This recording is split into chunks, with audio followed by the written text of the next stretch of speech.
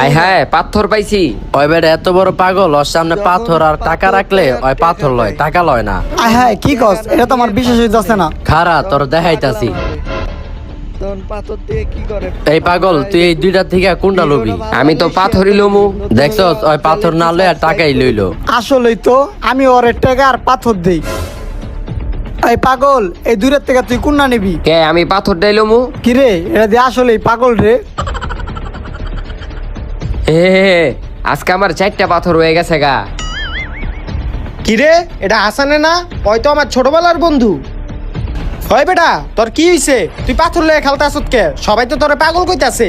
আচ্ছা আচ্ছা তুই আমার একটা কথা ক, সবাই তোরে টাকা আর পাথর হাদে, তুই টাকা না লইয়া পাথর লস কে? কারণ বন্ধু হুন, আমি এই পাথর লয়ে লইয়া আমি এই পিছনের বিল্ডিংটা উড়ে এলাইছি। যেদিন থেকে আমি টাকা উড়াই না শুরু করুম সেদিন থেকে ওরা আমার পাথর দিতে আইব না। পাগল আমি না।